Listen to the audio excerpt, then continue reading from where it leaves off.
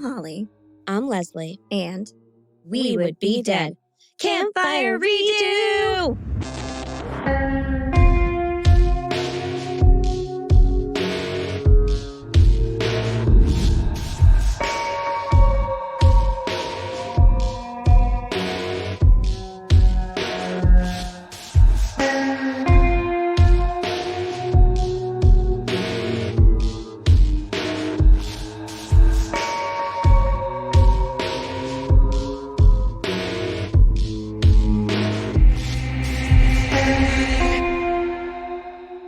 Well, that was fun. Yeah. Putting a little sauce onto it. I liked it.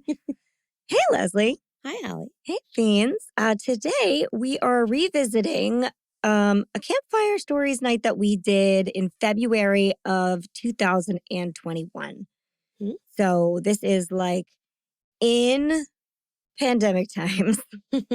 And it was our 1-year anniversary when we did It this. was, yeah. What a fun night. Now, this was something we did live on, I think, YouTube. Yep. And we were dressed and made up to look like Regency Era fancy ladies. Yes. Because this was also like right after Bridgerton came out. So everybody was wild about this. And so we said, okay, we're going to tell some Regency Era stories. Mm-hmm. And we did, and they were really fun. But I just realized that like not a lot of our listenership got to hear them. Right. So I figured I'll tell mine. Mm-hmm. Maybe some point in time we'll hear yours. Yep. And yeah, that would be a fun way to spend the week. I like it. Because I don't remember your story at all either, I forgot we did this. To be brutally honest, I totally forgot we did this. And but I remember it being a fun night. And it was then really I fun. Just looked back on the video and was like, oh my God, we wore wigs. Yeah. I had a red wig. You had a blonde wig. Yeah, we looked wild and it John was really Radicassa was there. He was doing his makeup. I know. Everybody was totally dolled up. We were in my old house drinking probably bourbon or champagne or something wild. Yeah, it was a fun night. So we decided to bring them to all of you. We hope you enjoy them. And also, happy Pride. Yes. To all of our LGBTQIA+ fiend family. How much money have we raised for the Trevor Project so far? $400 so far. Yes. So we've already raised $400 to donate to the Trevor Project. Thanks to you guys. You're amazing. Mm-hmm. We do have plenty of Pride cases coming for you guys that we have been working on. So don't worry. We're not ignoring it. It is coming. Mm-hmm. There's just a little more work that had to be done on them before we could start with that. So we decided this week we would give you a fun little interlude, and then we'll get into all the Pride stuff next week. Great. Yeah. And if you guys want to, so Holly was talking about the money we raised for the Trevor Project, and anybody who donates $10 to the Trevor Project, we're sending a We Would Be Proud sticker that was custom designed by our littlest fiend, Violet Knapp. So you can donate and get your sticker over on our website, which is in our bio link on Instagram and on Facebook. So you can go right there. It'll be like a Linktree link, and then the top one, which says Trevor Project donation sticker. It's all over the town. It's just there. I'll probably put up another direct post this week too. We've been trying to kind of search our recirculate it. They're right there. Just type in Trevor Project. It's all over. You'll find it. You'll get it. And then I'll send you out a sticker ASAP. Yeah. All of them should be mailed out now that we have gotten so far. So if someone has not gotten theirs that should have, please reach out to me. Yes, let us sometimes know. The post office loses a letter. It does happen from time to time. Let us know. We don't want that to happen to you. That sounds terrible. So looking back on the stories that we told in this Regency era, we had to look at the video a little bit, and I noticed our Regency skin. It was good. It was good. We looked really good. Yeah. And I'm looking at my face in the mirror now. It doesn't look as good. Yeah. Well, I mean, we were like babies in the 1800s. We were. We had beautiful, smooth porcelain skin. Yes. And I really like to get back to that. But I don't want to use any of the beauty remedies of the day because we definitely have talked about them. Yeah. And they're not great. Nope. But I have found that there is one thing that worked then and it will work now. Oh. And it is a healthy dose of validation, a hill worth dying on. It's sultry. I like it. Thank you. You're on it this week. Yeah. It's good. And the best part of this ingredient, Leslie, is that our fiends can give it to us totally for free. What? Yeah. How? But how, you must be asking yourself. Yes. I heard. Ooh. Well, I will tell you. Simply head on over to Spotify or Apple Podcasts and leave us a 5-star rating and or a friendly review. It really is the only way to move this podcast forward. Ratings and reviews equal attention, attention equals support, and support equals more and better content for you. But if you just cannot wait for more We Would Be Dead in your life, don't worry, you don't have to. Okay. Isn't that great? Yes. You can support us over on Patreon. There, for just a few dollars a month, you will gain access to our entire catalog of 30-minute horror movies, special minisodes, our weekly after show, Host Mortem, which is available in both video and audio formats. Maybe you want to see our faces. Maybe you don't. Both are okay. You'll also get a special gift in the mail from us, giveaways, merch deals, and on-air toast dedicated just to you, and more. In all honesty, we are here thanks to our patrons, so come on over and be part of the We Would Be Dead family.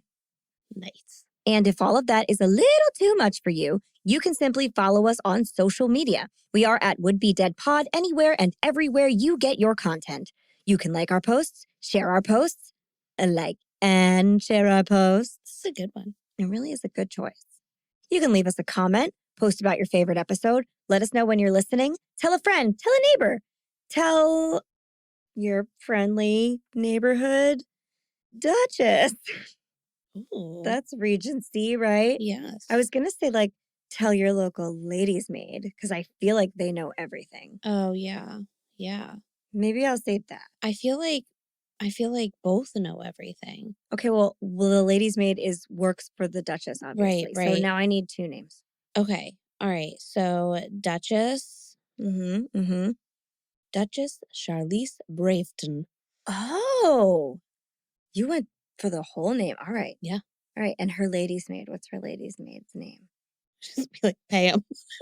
No, we already have Pam. Okay.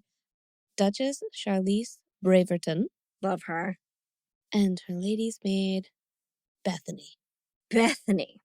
And Bethany, like, knows everything. Everything. She overhears, but she's quiet, just like, lacing up corsets and fluffing hair. But she's like, oh, I know. Oh, I know. Yeah. And I'm going to listen to We Would Be Dead. And then I'm going to get onto all their social media and tell them about everything. That would be like best case. Definitely tell your Duchess, because then we'll be able to get into like the upper class levels. Please. And then the ladies' maid will know, and we'll get to the downstairs level. Yeah, I would like both. Yeah, that sounds we want great. Upstairs and downstairs. I want the Everyone upstairs party, listening. but all the downstairs gossip. Oh my God, we could bring these worlds together. We unify everything. Wow. I know. We're pretty impressive. Yeah. World changers over here. We are. Then your friends and Duchess Charlize Braverton and her lady's maid Bethany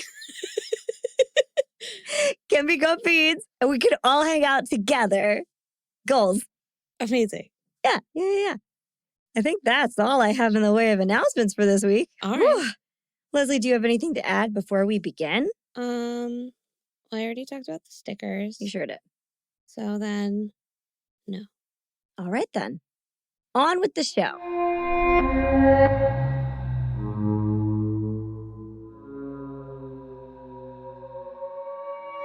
So let us transport ourselves back to the Regency Era. First of all, you might be wondering, why do they call it that? Yes. Well, it's called the Regency Era because the whole of England realized that their king, King George III, was quite insane, which is always fun. Yes. And yes, this is the King George of You'll Be Back and the Madness of King George fame. Apparently, the Mad King liked to incessantly ramble in like incoherent tirades. Right.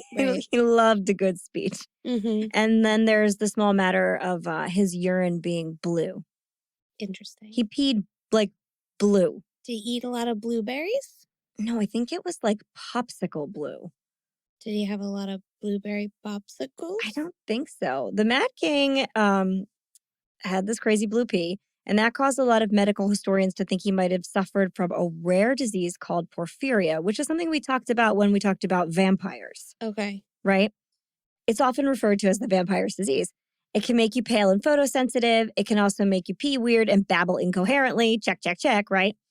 Plus, it's inherited and it seemed to run in the royal family, something they surely would never have talked about. Come now. More recently, however, medical historians have discovered that the Mad King was being treated with gentian, a still common ingredient in homeopathic tonics and tinctures that, you guessed it, makes you pee blue. And that is because it is derived from brilliantly hued blue flowers. Okay. So this would be real blue, not just a little blue. Now, these historians suspect that the Mad King suffered from a severe case of bipolar disorder, and gentian was used historically to treat all kinds of mental and personality disorders that, people really didn't know what they were yet. Because he did go through extreme manic episodes, which would have caused the lengthy and absurd speeches, the babble, babble, babble, and the bad decision making. Anywho, on February 5th of 1811, Prince George of Wales took the throne from his father to save the country from his perceived insanity and was named the Prince Regent, thus ushering in the Regency Era, which would continue throughout his reign. Okay. So that's just a little fun fact segment for you guys. Thanks. Yes. Love a history lesson. Yes. So tonight, this is from back then, we have a Regency Era true crime case for all of you, and now you don't have to wonder what that means. Great. I know. So I am talking about the Ratcliff Highway Murders. Ooh. Yeah. Not Daniel Radcliffe. Oh. I know. I was really hoping he'd be involved in this. Yeah, but like a family Ratcliffe. line. I know. Anyway, the Ratcliff Highway Murders consists of 2 attacks on 2 separate families, the Marr family and the Williamson family, that resulted in 7 fatalities. Okay. Yeah. That's a lot. It is a lot. It's a lot for me not to remember, too. I don't remember this at all. We've told a lot of stories. Yeah, I guess. Like, there's a lot. I guess. The 2 attacks occurred 12 days apart in December of 1811 in homes located half a mile apart near the London Docklands district of Wapping, London, England. Love it. Wapping. What a good name. Mm-hmm. Wapping. Mm-hmm. The first attack took place in the home of linen draper and hosier, Timothy Marr. What is a linen draper and hosier? It's a shop that sells fabric and hosiery, so like stockings and the stuff you would need to make dresses.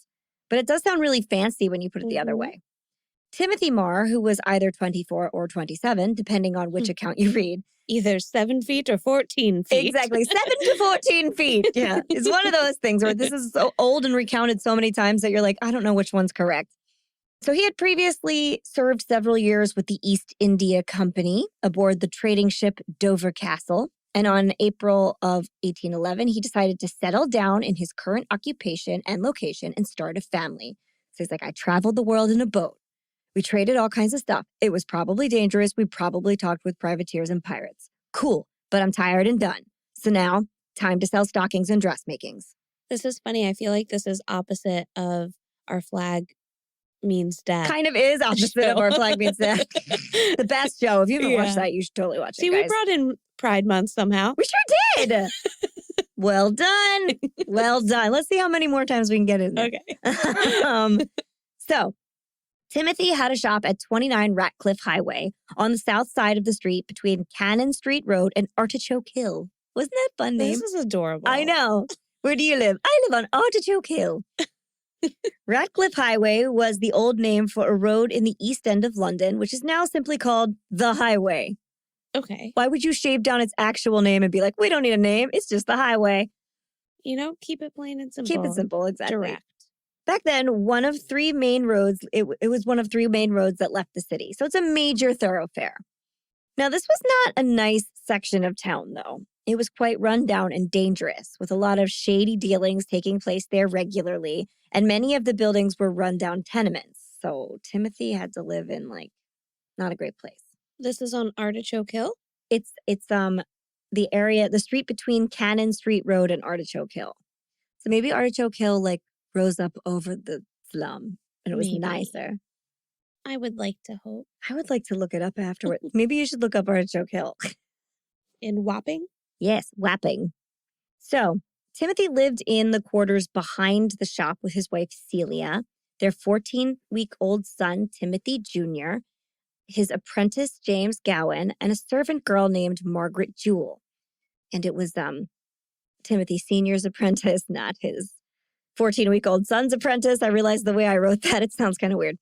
So anyway, all of the occupants of this home moved in at the same time. On the night of Saturday, December 7th, 1811, the Marrs were awake and busy in the shop preparing for their next day of work late into the evening. Saturday was payday, and for many British shopkeepers of the time, it was also the busiest day of the week, and the shops would remain open late into the night, so there was much to be done. That was because everybody got paid on Friday, so some of them would go out after getting paid, and that's when they would spend their money. I feel that. Yeah. Just before midnight that night, an intruder slipped into their home. Margaret, the servant girl, had been sent out to purchase a late-night meal of oysters. Timothy had planned this extravagance as a surprise for his wife, who had just given birth a few months earlier and was still recovering. Margaret was also to stop at a nearby bakery to pay an outstanding bill for the Marrs. Margaret would later report seeing a man lingering outside the shop as she left to run her errands. Ooh. But that she did not find that unusual, as the area was nearly always busy well into the night on Friday into Saturday. So technically it was Saturday at that point, but it was, really late. I am looking at the area. Yeah. And it would be like a very busy town area. Mm-hmm. It's really close to the Tower of London. Okay. And it's near the water too, like the Artichoke Hill Road is near the water. And then the river. Yeah. Was it? I always want to say it wrong, but the Thames? The Thames, yeah. Mm-hmm. And then, but it's right by, there's Chapel Hill there. So it's very busy. Okay. Yeah. All right. So yeah, then that would make sense. Like people lingering around and walking around on a Friday night would not strike you as weird. Mm-mm. Got it. So Margaret's on this errand. She goes about her business. Unfortunately, though, the oyster shop was closed. Mm-hmm. Rats. So she walked back towards the bakery to pay off the bill she had been tasked with. Also, I also love that the husband, right, is sent Margaret on this task to get oysters for his wife as a surprise because they're an aphrodisiac. So he's probably just like, we're going to get some oysters. Yeah. And we're going to have a night. It's been some weeks. I know we had a baby, but I got you these oysters. You're fixed up down there we're at this fine. point. You're not wrong. That's probably the part that's really funny. Oh, God. So Margaret is going towards this bakery where she has to pay off their tab. And in the process, she walked back past the Marrs house, so the place where she was living with the family, and she saw them in the lighted windows, still busy at work. So she's like, all right, I'll keep going on my errand. Everybody's still working. They're going to be depressed about the oysters, but whatever. At least I can get this done. Business as usual. So Margaret then went to the bakery, but that was also closed. No. I know. Gosh. She's like, God damn it, I can't do anything. What time did she go out? It was midnight. It was late. This is Margaret. I know. Well, husband. Come on. He sent her out. Okay. All right. Yeah. But did he send her out hours ago and she was just like, I'll get around to it? I don't think so. Let me double check. And this is the probably not. I'm sure she was just like, I don't think anything's open. He's like, it's Friday night. Everything's definitely open. So a lot of things also say it was a Saturday night, but I think that's because it crossed over from Friday into Saturday. And so people are saying. But either way, it's a weekend night. Yeah, exactly. So they assumed she would be, it would be open. Yeah, just before midnight, an intruder slipped into their home. Okay. Margaret, the servant girl, had been sent out. So she's walking around. It's midnight. Damn. Yeah, the shop's oyster stores are not open, you guys. All right. But she decided after the bakery was another failure that she'd try one more shop to look for those oysters. Okay. Because maybe she could come home with that. Sure. But the shop was also closed. Bummer. I know. So she started plodding her way home totally empty-handed, which sucks for Margaret. Yeah. She arrives back at the shop at approximately 12:20 a.m. So this whole thing took her 20 minutes, not long. Because everything is closed. I know. Walk, and it's all right there, I guess. And she found that the building was dark and the door was locked. So this is the house. Now, as we have discussed before, humans do not immediately assume the worst in an unusual situation. So Margaret assumed that the Mars had forgotten she went out on this errand because they were so busy at work. And they got really tired and just closed up the shop and collapsed into the bed and went to sleep. Okay. So she was like, shit, they forgot about me and now I'm going to have to wake them up. This is a bad night for Margaret. I know. She's like, my home is also closed. I know. Everything is closed. What am I going to do? So she knocks on the door and waits for a few moments in silence. After what seemed like an eternity, I'm sure it did, because she's like, Jesus Christ, I just want to go inside. She heard a noise that sounded like footsteps in the hall. So she assumed that someone was coming, of course, to let her in, right? Yeah. A few more moments passed and she heard the baby cry out from upstairs in the residence. And yet still, nobody came to the door. I think if I were her and I heard that, I would also be like, oh, the baby's making noise. So they went to get the fussy baby and they're not paying attention to why. Initially, yeah, for sure. But at least I'd be like, okay, but at least somebody's up and I can knock again. Exactly. But I'm just saying, I don't think I still would be like, something's wrong. I'd be like, they're just minding their business and they're not listening. Seconds later, while still trying to get the attention of her employers, Margaret heard footsteps on the pavement behind her. Ooh. Yeah. Not like that. That's really scary.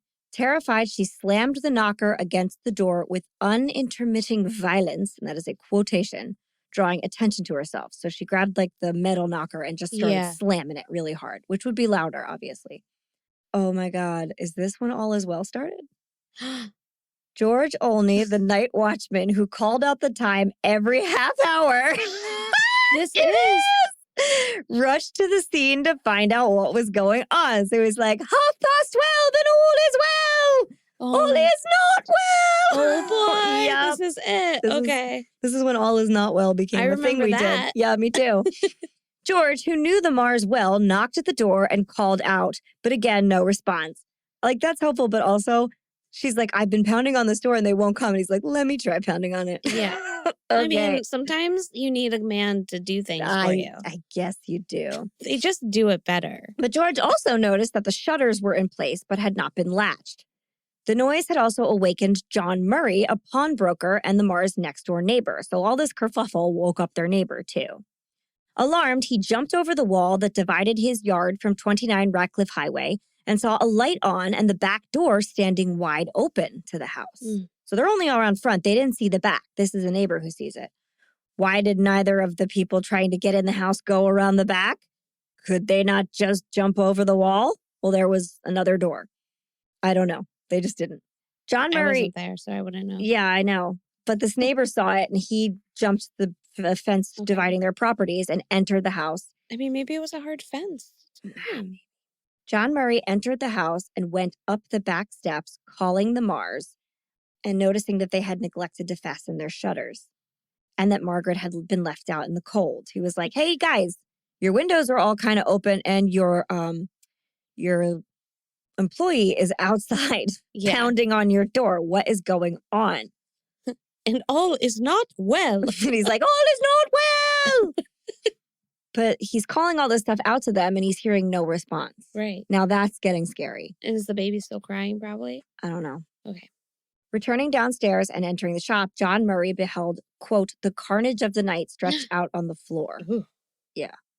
Quote, the narrow premise so floated with gore that it was hardly possible to escape the pollution of blood in picking out a path to the front door. Oh, man. They talked very fancy back then. I don't totally remember this, but like warning, I don't know that the baby made it. Okay. We won't be graphic about it. Don't worry. First, the night watchman who had walked in saw James Gowan, the apprentice, lying on the floor about 5 feet from the stairs, just inside the shop's door. The boy's face had been smashed in, and his blood was dripping onto the floor. Ooh, his brains had been pulverized. Ugh. I know, and cast about the walls and across the counters. Yeah, well, I guess if they were like, if his face was smashed. If it was like really violent, yeah. Yeah. It was a nightmarish and violent death, to be sure. Ugh. John Murray then went to the front door to let George Olney in, but in the process, he tripped over the body of Celia Marr. She lay face down on the floor, her head battered in just like James Gowan's, her wounds still leaking fresh blood.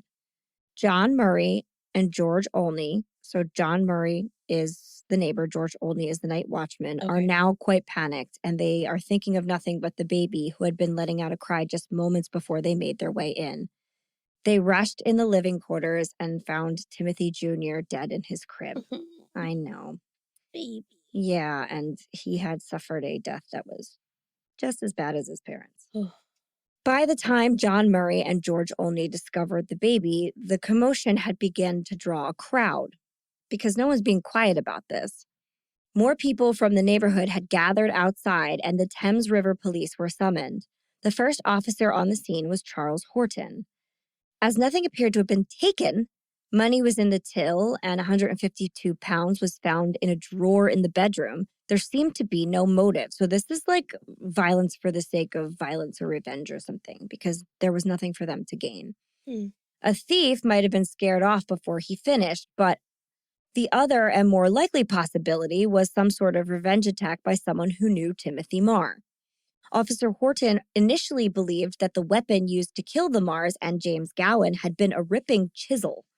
One of those was found in the shop, but it was clean. In the bedroom, he found a heavy, long-handed shipwright's hammer, or a maul, covered with blood, leaning against a chair. Now, this is similar to the weapon we saw used in, like, the Hinterkaifeck murders. Okay. Officer Horton assumed this was the murder weapon, which the assailant would have abandoned when he heard Margaret knocking on the door and was scared off. Human hairs were stuck in the drying blood on the flat, heavy end, and the tapered end used for driving nails into wood was chipped. So if you guys have any memory of the Hinterkaifeck murder, that one was also like very bloody and brutal. Okay. So this weapon is rough. It's like an axe and a hammer kind of put together. Oh, and I just looked up what a ripping chisel was. Yeah. Which I didn't know, but it actually looks like it's used for ripping out fabric and staples from wood. Okay. So it almost looks like a crowbar in shape. Oh, okay. But then it has like the end, the other side of the hammer on both sides like that. So. Okay, so I can see why they would think that. That's a pretty logical guess. Yeah. Yeah, because this is a campfire story, I didn't like go down every little pathway, obviously. And a shipwright's hammer or a maul is like a pretty intimidating looking hammer if you know what it's being used for in this case. So it has that sharp, kind of tapered end. Some of them come to a point, and then the flat hammer side. So it's like, if that's what you're using, it's gonna be a pretty violent death. Yeah. Hammers are always a nightmare, but then the hammers with like the sharp stuff. Oh. Right. Ooh. Yeah, it's like a sledgehammer. Right. And then it has like but it's the a little pick. smaller. Yeah. So 2 sets of footprints were then discovered at the back of the shop, which officers assumed must have belonged to the killers. So they say killers plural, as they contained both blood and sawdust from carpentry work done inside earlier that day. So, all right, that's, probably from your murderers. A group of onlookers followed the footprints all the way to Pennington Street, which ran behind the house, and found a possible witness who reported that he had seen a group of some 10 men running away from an empty house in the direction of New Gravel Lane shortly after the alarm had been raised. Officers now speculated that the crime was the work of a criminal gang. Okay.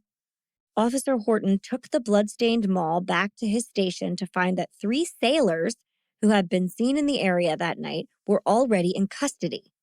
Yeah, one appeared to have spots of blood on his clothing, but all 3 had convincing alibis and were then released. Other men were apprehended in the area strictly on the basis of witnesses' reports, but the cases against them also fell apart.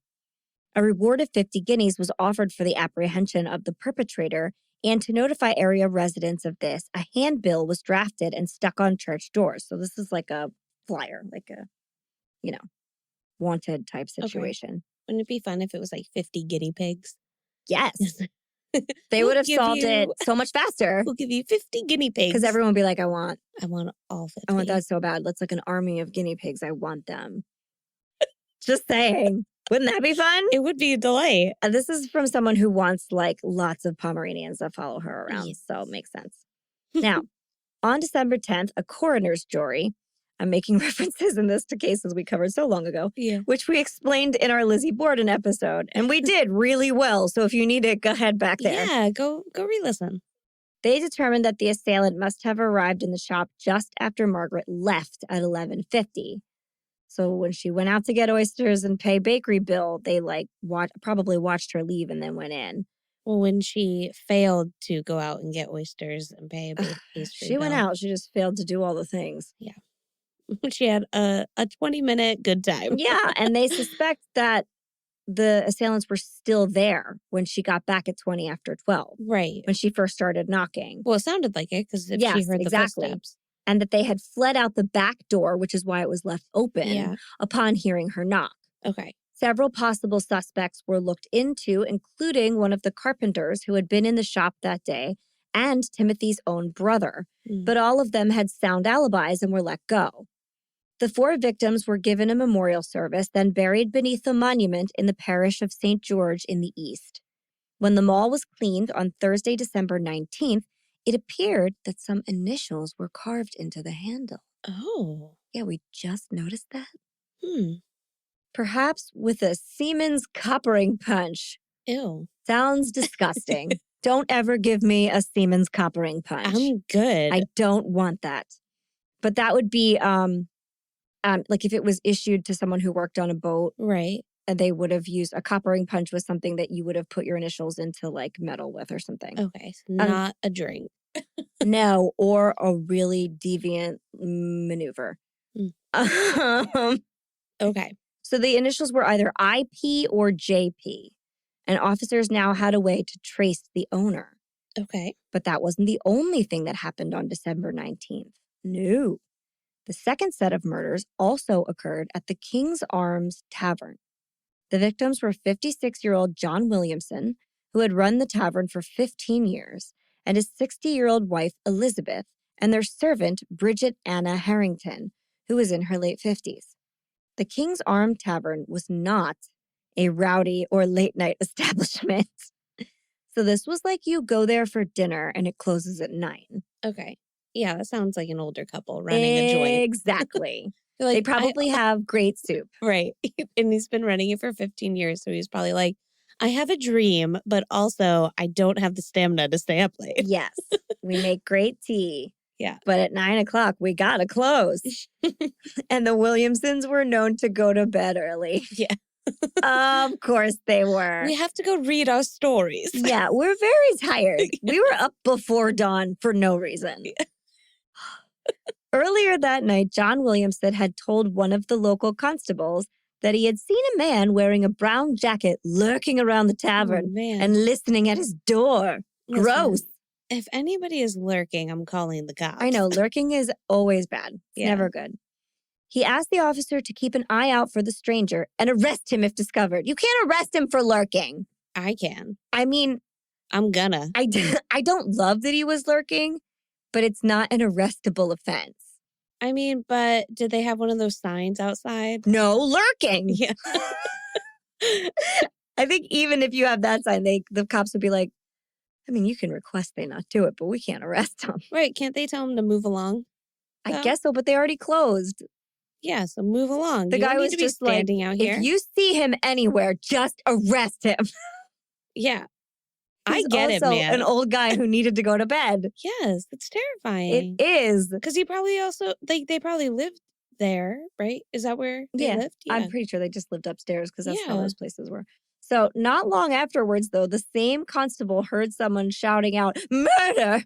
Oh, no. Yes, which naturally drew a crowd. Just then, outside of the King's Arms, a nearly naked man lowered himself from the second floor using a rope he had fashioned himself out of knotted bed sheets. I hate this story. Can you imagine seeing that? No. Don't. He dropped to the street below, crying and babbling incoherently. Oh. Totally naked, climbed down a rope he made out of sheets, crying on the ground. Was it the king? I mean, maybe. This man was John Turner. Not the king. Okay. a lodger who had been staying at the tavern for 8 months. Okay. It's a long stay. Yeah. But remember, in those days, a tavern was not just a bar and restaurant, but it was also a boarding house or hotel. So I guess lengthy stays were not super uncommon. That could be. He was part of the extended stay group. The crowd, sensing imminent doom, forced the tavern doors open and were met with the sight of John Williamson's body lying face up on the steps leading into the tap room. His head was bashed in and his throat had been slit. An iron crowbar, which you said is like the chisel thing, right? Was lying at his side. While the crowbar appeared to be the weapon that was used to beat him about the head, a sharper tool had been used to slit his throat and inexplicably nearly hack off his hand. Ooh. Yeah, that's a weird one. Shortly after the grim discovery, Elizabeth Williamson and Bridget Harrington were found in the parlor. Their skulls had both been smashed and their throats cut. Elizabeth's neck had been severed to the bone. Bridget's feet were still beneath the fireplace grate, as though someone had snuck up on her while she was preparing the fire for the next morning. The crowd, which was really rowdy by now, had grown in size and armed themselves to the teeth. So this is like a pitchfork-wielding crowd. Right. Storming through the inn in search of the monster who did this, which makes me think of that scene in Beauty and the Beast when, like, they all are like, kill the beast! I know, but that's, like, sad. This is, like, good. Get him!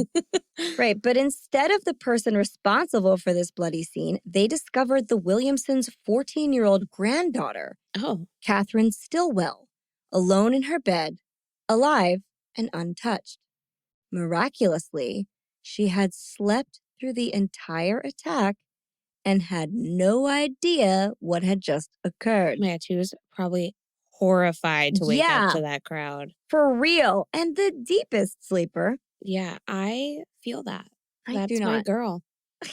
You identify. I love a good deep sleep. I would too. I just am bad at it. So the bodies were placed on their beds because everyone tampered with crime scenes back then. They're like, move the bodies immediately with your bare hands. And Catherine was taken to a safe place where I'm sure she got lots of trauma counseling or probably just like alcohol and liquid opiates. Sure. They're like, calm her down with this. Yes, find her a husband. Yes, she'll feel much better later. Fire bells were rung to call out volunteers and London Bridge was sealed off. I know. Lisa wasn't falling down yet. I know. Falling down. They were not messing around though. Acting on eyewitness accounts that a tall man had been loitering outside the tavern that night, wearing a Flushing coat, several Bow Street runners, which were London's first official police force, were assigned to hunt down the murderer. God, I wish cops were still called the Bow Street Runners. I know. It's like a band. That's amazing. Right? Anyway, the responsible party had gained entry to the premises by forcing open the cellar door. So they pried open the cellar door. An open window was also discovered with blood stains on the sill, indicating that this was the murderer's escape route. And better still, a footprint in the mud outside this window seemed to confirm it. The path by which the assailant would have escaped was slippery and clay, so it could be assumed that when found, his coat would be covered in clay. Okay. So he went out the window and it was like gross, wet clay. It was pointed out that this type of escape route was similar to the one taken by the person who had murdered the Marr family. There were no known connections between the two families, and there was also no apparent motive for either crime. But John Williamson's watch had gone missing, and both crimes seemed to have been interrupted. So perhaps they both started off as simple robberies. I don't think so. No. A task force of constables from various parishes and a group of Bow Street runners was quickly assembled. They arrested and then released several suspects whose stories all checked out. Local magistrates convened and quickly offered another reward of 100 guineas this time. Wow. Such a cute little mob. Double the amount of the reward in the case of the Marr family. And this was for information leading to the capture of the culprit. And handbills were drafted and posted within the hour. Rewards were offered by 3 different parishes for information, including 2 other offers of £50. Survivor John Turner was then interviewed in a coroner's inquest, and he said, quote, that he had entered the King's Arms at about 10:40 on the night of December 19th and had gone to his room on the upper floor.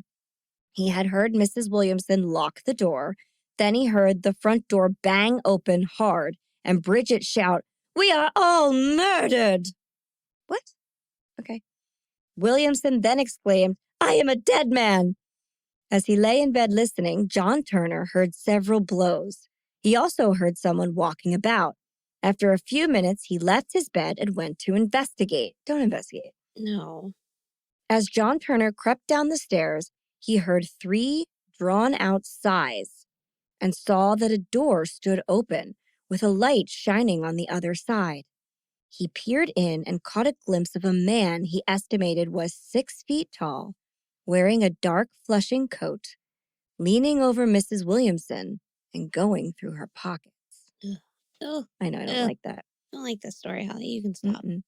John Turner saw only one man before going back up the stairs. He was like, fuck this, I'm out of here. Rather than become a victim as well, he then tied 2 sheets together in his bedroom and lowered himself out of the house. He knew that Mr. Williamson's watch was missing and described it, but could not recall there ever being a crowbar in the tavern like the one found next to the corpse. The conclusion was that it must have been brought there by the killer.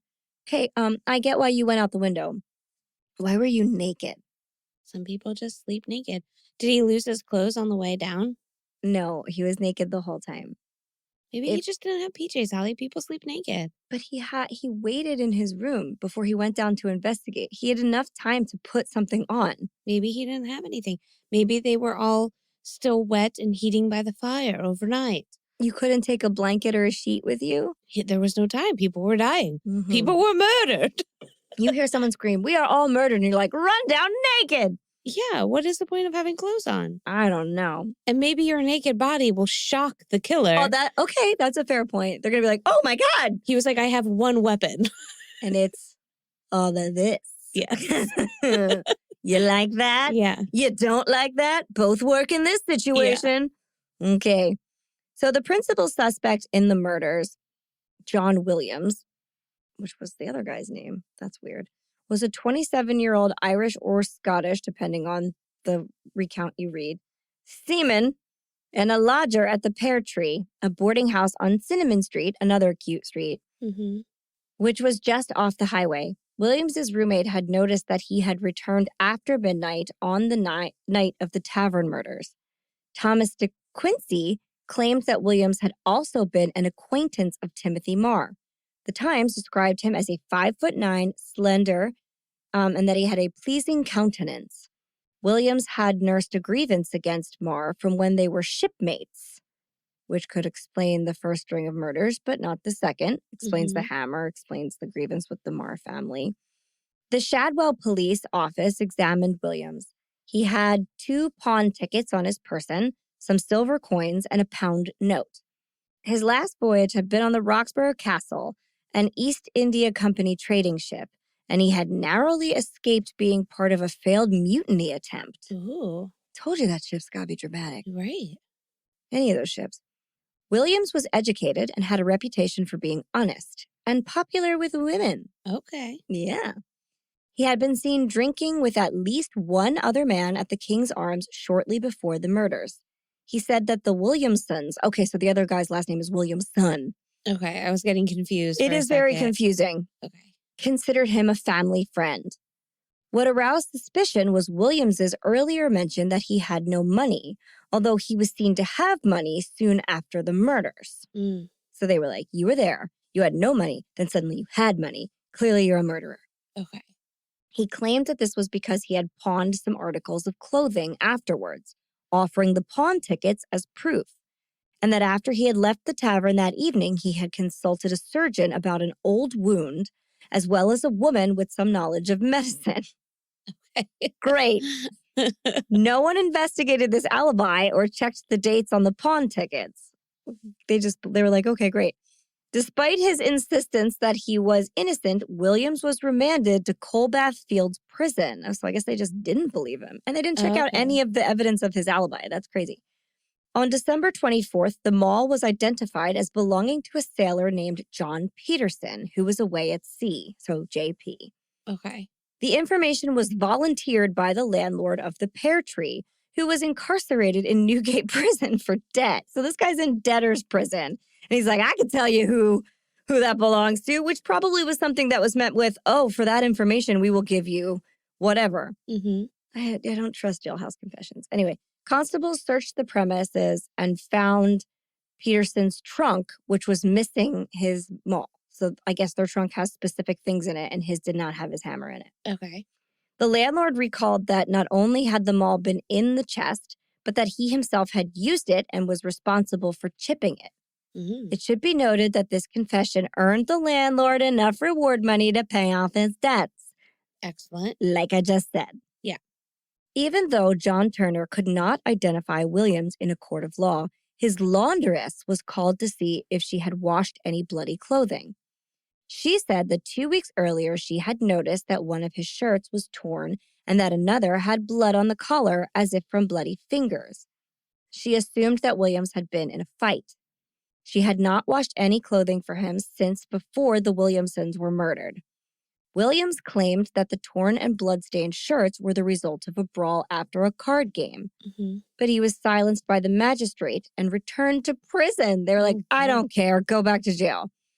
I mean, but already, like, that doesn't feel right because the amount of carnage there was, his shirt probably would have been soaked. Exactly. And plus, like, this guy has a bunch of evidence that his alibi is, or at least the evidence you could prove. Right. Or disprove, that's right, but they didn't check it out. Check it. Okay. No. Though there was circumstantial evidence against him, there was no concrete evidence, and the courts relied heavily on witness testimony. Okay. I suppose we might have found out more about Williams if he had made it to trial, but he didn't. On December 28th, he used his scarf to hang himself from an iron bar inside of his cell. I know. No one discovered this until just before he was to be taken for another hearing before the Shadwell magistrates. An officer announced to the court that the accused was dead and that his body was cold. Williams' suicide surprised everyone who had spoken to him. Several prisoners and a warden said that he had appeared to be in good spirits only the day before, believing that he would soon be exonerated and released. This led to later speculation that Williams was murdered to prevent authorities from looking elsewhere. Jeffrey Epstein. He's way older than you think. Or was. This, however, satisfied the courts as being the, quote, actions of a guilty man. No. And all other suspects were dismissed. I know, I hate it. But the story's not over? No, but the Home Secretary was more than happy to agree with the opinion of the bench and decided that the best way to end the matter was to parade Williams's body through Wapping and Shadwell so that the residents could see that while he had, quote, cheated the hangman, he was indeed dead and no longer a menace. The Thames River Police, the Bow Street Mounted Patrol, and local constables and watchmen, all was not well, were ordered to oversee the event. On New Year's Eve, sounds like a friggin' party, Williams's body was removed from the prison at 11 a.m. with, quote, an immense concourse of persons, said to total 180,000 people, taking part in a procession up the Ratcliff Highway. When the cart carrying the body drew opposite the Marr family house, the procession halted for nearly a quarter of an hour, which is 15 minutes, guys. Don't put it so dramatically. A quarter of an hour. That's 15 minutes. Get out of here. One onlooker said, quote, when the cart came opposite to the late Mr. Marr's house, a halt was made for nearly a quarter of an hour. Which is probably like 12 minutes then. The procession then advanced to St. George's Turnpike, where the new road, now Commercial Road, is intersected by Cannon Street Road. Those who accompanied the procession arrived at a grave already dug 6 feet down. The remains of John Williams were tumbled out of the cart and lowered into this hole. Then someone hammered a stake through his heart. Ooh. No motives for the murders were ever found, though a couple people have speculated that Williams was neurosyphilitic, which means he had syphilis that went to his brain. And this would be like, kind of like John List's wife. We talked about neurosyphilis in that episode a lot. And therefore, he could have just had lost grasp on reality at that point and bore an irrational grudge against humanity. Though no post-mortem examination was ever done of his brain or the rest of his body for that matter, so we wouldn't know. Still others strongly believe that Williams was, in fact, not guilty and was murdered to preserve the real killer whose motives we will never know. The hasty decision to convict a dead man was said to have been made to appease a frightened public who desperately needed someone to blame. Most people consider the Ratcliff Highway murders to be a mystery to this day. In fact, the murders are repeatedly referenced in Alan Moore's graphic novel From Hell, where Sir William Gull speculates that the murders were a false flag operation of sorts committed by the Freemasons in order to spur on the creation of the modern police force and thus further the organization's authoritarian agenda. Just wait till they got a load of the Ripper, who we did cover. Right. I say here, I promise we will cover, but we did. We kept our promise, you guys. We did it. We covered them. Yeah, we sure did. Or her. Who knows? Yeah. So that is where the Ratcliff Highway Murders ends. That's so wild. It's I do super remember, wild. I kind of remember the Freemason conspiracy theory, but that's just such a weird one. It is. For that. It's another example of, and way older than like the examples we've recently talked about. I mean, we just talked about this with Brittany Drexel. It's where cops they just want an answer. They just want a solution. It doesn't matter if it's a right solution. They want to appease the panicked public and move on. Yeah. And so they found this guy that they really thought did it, even though there was evidence to the contrary. I mean, like, did they ever find this doctor or the woman he saw about the surgery he wanted? Did they ever go explore those pawn tickets? Nobody did any of that. We have no idea. Right.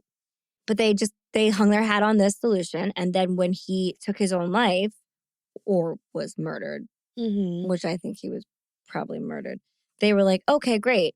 This looks like he was so guilty that he killed himself rather than face trial. So we can make this big deal over like, well, it's all over now. And then just close the books. Oof. Yeah. So that's pretty wild. That is really wild. Again, we cover so many things. What were the Ripper dates?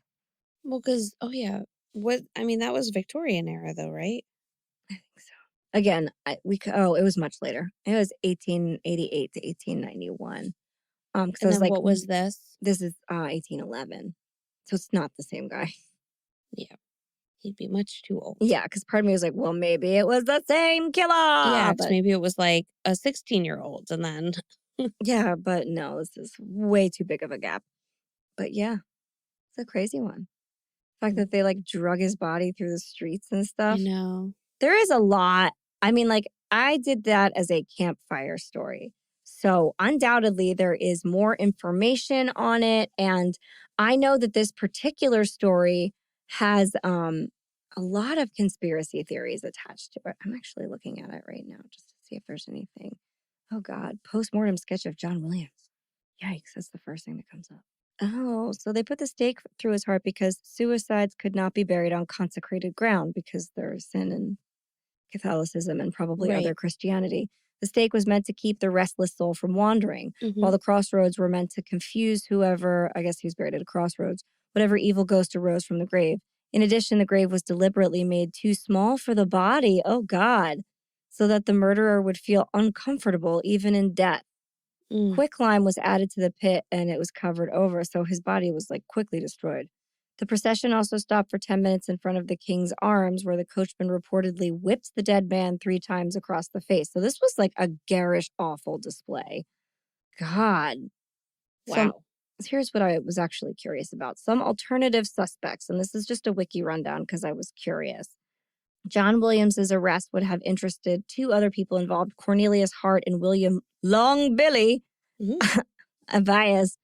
Hart, who had done carpentry work at the Marrs shop on the day of the murders, claimed to have lost a chisel and made several inquiries about its whereabouts to Marr. Jewell testified that Marr searched his shop that night but could not find any trace of it. When Hart had visited the shop on the morning after the murders, he found the chisel in a prominent position and removed it as evidence. Hart always denied any particular dealings with Williams, although other witnesses provided a link between the two. Following Williams's arrest, Hart inquired at the pear tree whether Williams was being retained in custody. Tobias was a seaman who had sailed with Williams aboard the Roxborough Castle. He had a history of aggressive behavior and had been involved in the unsuccessful mutiny aboard the ship and was placed in confinement afterwards, while Williams was thought to have simply been led astray by his shipmates. Tobias was drinking in company with Williams at the King Arms on the night of the murders and was far better matched for Turner's description of the killer. So he looks more like the lurking guy. He was also lame, matching an earlier eyewitness description of one of the men running up the highway after the first murder, so I guess one of them had a limp, and was unable to account for some of his time on the nights of both murders. He was detained as a suspect when evidence emerged that Marr, Williams, and Tobias had all served together as seamen before Marr went into business on his own. It was suggested that there were links and possibly old scores to settle between the three. Oh. Yeah, this is wild.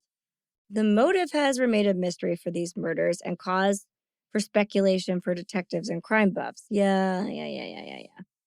There's just a lot of conspiracy theories, basically. Like a lot. But I guess they didn't have any other, like, similar murders after those. No. No, so it would appear that whoever committed the crimes either was just done, or if you want to believe that they caught the person who did it, he was dead. Interesting. Yeah, so it's difficult. But now I'm, like, wondering about those, like, the seamen that they brought in at the beginning, like those three guys. Yep. I mean, it's all sailors all the time, apparently. I know. That's what it seems like. It's a sailor of some sort. It would seem that way, especially because the hammer and stuff. Yeah. But yeah, that's the Ratcliff Highway Murders. Pretty wild. So that is wild. I'm glad we redid that because I don't remember it. I remember it slightly, but not really at all. I always remember the guy climbing out of his window naked. Yeah. Now that's like the hook of the story. It's what everybody mentions when they kind of preview it.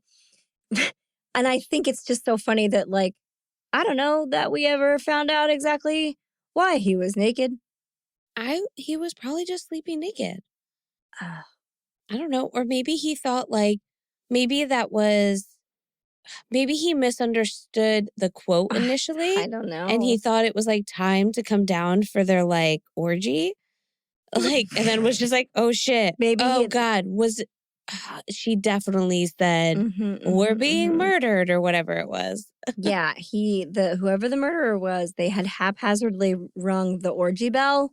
Yeah. And he was like, or like he heard Bridget's voice and was just like, it's time to go. Time to go. I'm going to come down here naked. And I'm going to go back upstairs and climb out the window. Yeah. I have no idea. I think that's most likely what happened. Yeah, that sounds like a really good explanation. That or like, I mean, I don't know what this guy's body was like. He might have been like, let me just show him what I got. And see if he that was it. Like wants to second guess his plans for the evening. I mean, maybe. I don't know. I don't think that was it. Yeah, but what else could it be, Holly? Or it was like cartoon style. He had clothes on. And then got ran out of them. Scared. Yeah, he just popped out of them. Or maybe he did some bad stuff and he took off his clothes so that nobody would see they were covered in blood. Or maybe he needed more linen. More linen! And he was wearing a little night dress and used that in the blankets. Maybe he tied it up with sheets to climb down. That would make the most sense. Yeah. Or he did the killing and threw his clothes into the fire and then went out. But they would have found that in the fire, I feel like. I don't know. They weren't looking very hard. Yeah. The guy was like, here's my alibi. And they were like, I don't care. I'm naked and distraught. We believe you, but this other guy who has all these things where he's like, I wasn't there. I have pawn tickets. I went to see this guy. They were like, meh, whatever. Go to jail. Right. So crazy. Anyway, toast? Okay. Toast. To all of the victims. All of them. Yes. To the baby. He was one of the victims, but he can have another clink. Terrible. Whoever this person was terrible. To the 14-year-old that was fast asleep and now Totally traumatized. Absolutely. Who was just like sleeping. And they were like, what? and now they had like Hey. pitchforks and Exactly. So to her and to poor Margaret, who could not get oysters anywhere or pay the bakery tab. And then she came home to murder. yeah. I think there's more to this story. There could be. Megan. I always am like, why was she out? And that's when they came Yeah. in. Did they wait for her to leave? It seems like they waited for her to leave. Yeah. So why did she get spared? Yeah. Or did she know? And then she was like, I just have to be gone for a half an hour. Or like, what if, what's his name? The owner, the like husband of that first Timothy house. Marr. Yeah. What if Timothy? I think it was Timothy. Like, what if he also knew something was like gonna go down, but like in a way of like maybe he did just owe some things and he was gonna have some visitors and he didn't want Margaret to like know what was going on. Maybe. And then it turned into that. Maybe there's nothing but possibilities. But Margaret always struck me as like, it's a little weird that they came in like right after you walked out the door. Yeah. And then like your knocking on the door is what let them leave. Yeah. Were you in on this? And nobody thought, all right. Yeah. Maybe she was totally innocent and I'm just speculating, but like it seems like something that would have been worthy of exploring. And they were just like, no. Yeah. We don't need that. Something's fishy here. I think so. Very fishy. It's very fishy. To Margaret. Anyone else? Any other toast? No, I'm good. No. To the king. To the king! To our King Regent. To King Regent and the Mad King George. And if we decided it was too late to go out for oysters, we would be dead.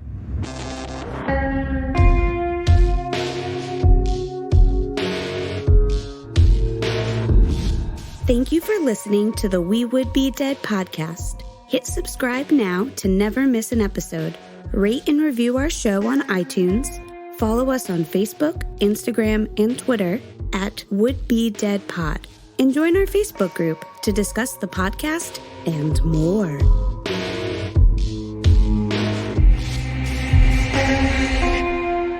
I want that so bad. Let's like an army of guinea pigs. I want them.